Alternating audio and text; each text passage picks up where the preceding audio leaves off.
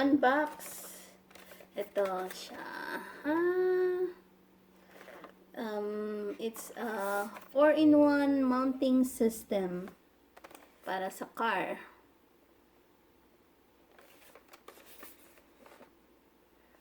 Four-in-one mounting system para sa car. So, para pag nagbablog ako while driving, ito siya. Meron akong ganito. Ayan. Unbox natin.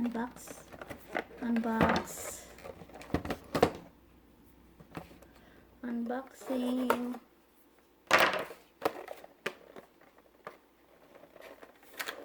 Ang hirap naman mag-unbox. Daming tape. Gosh.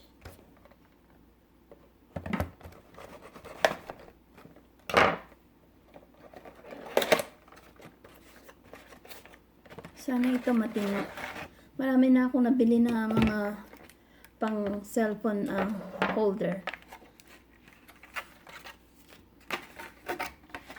Sa sasakyan.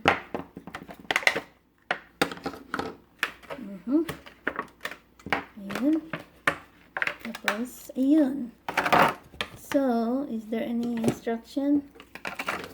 Okay. So, ito yung instruction niya. Meron siyang wipe clean. Pang wipe sa ano. Okay. So, ito. Paano ba ito? Baka masira ko na naman. Just like last time. Nasira ko yung ano. Okay. So, ayan. Ayan ang kanyang instruction. Attach the universal holder. So, number 1. Universal holder. Ito.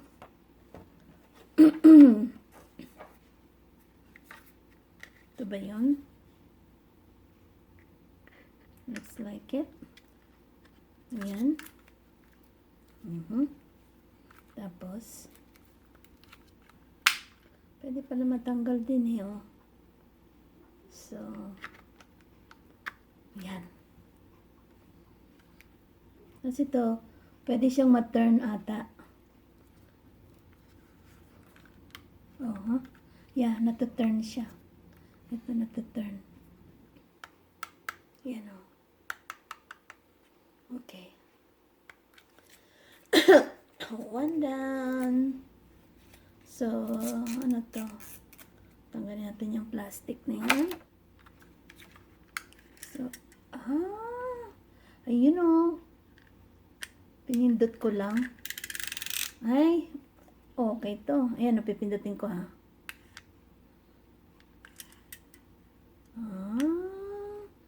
Ang galing. So, ganun pala yun. At least, hindi ka na mag-struggle na iganon. Kaya pala, nung ginaganon ko, ayaw ma-stretch. Yung pala, merong pindutan. Ayan, oh.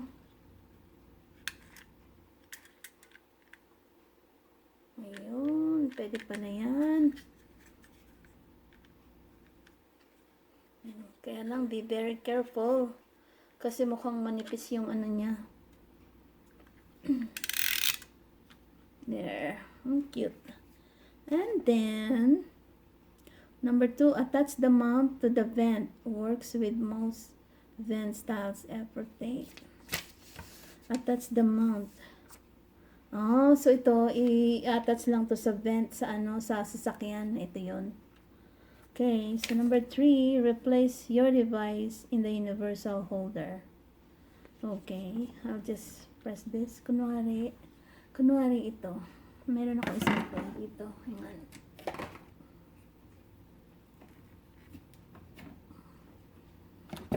kunwari ito.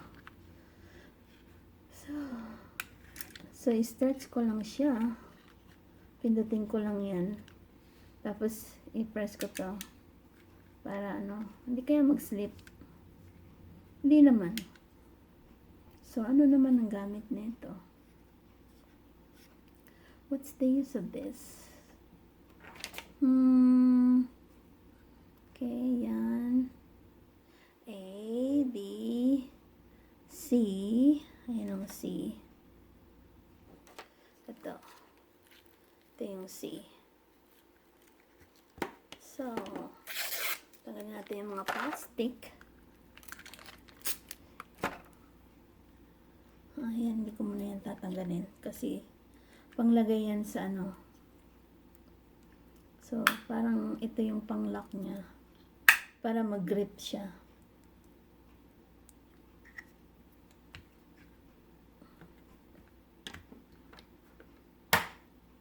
Ayun oh, nag-grip siya.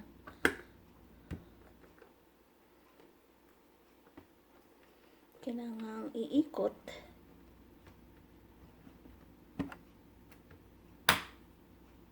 Para mag-grip siya. Ayun. So, yun pala. Tapos ito pwede mong palitan. So, ito pwede mong tanggalin.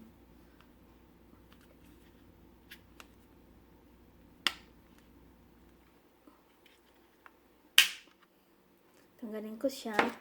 Itong ipapalit ko. Baliktad pala yung ano ko. Phone. Ayan.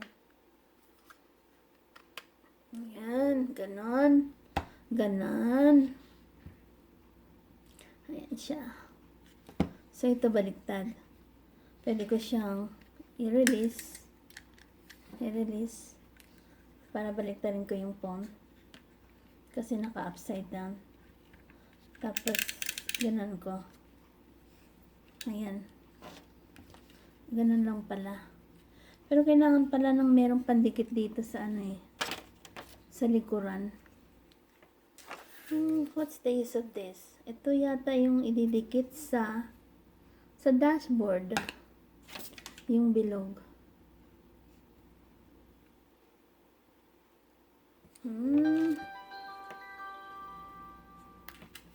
So, ito yung ididikit ko sa dashboard para dito siya. Didikit siya. Para hindi siya mag-move around. Tingnan mo yan, oh.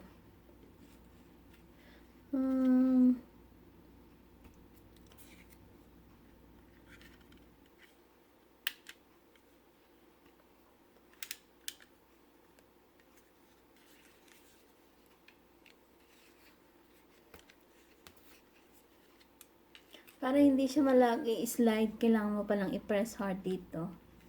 So, kung gusto mo siyang i-release, pipindutin lang dito sa likod. Ito. Para magbubukas siya. Ayan mo ha.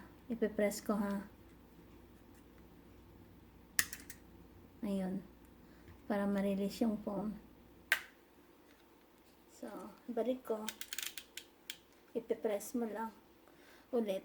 Para mag-hold yung phone. Ayun. Ganun lang pala yan. So, ito pwede to siya sa, ano siya eh, sabi 4-in-1. So, pwede siya sa dashboard, sa side, sa window, at saka sa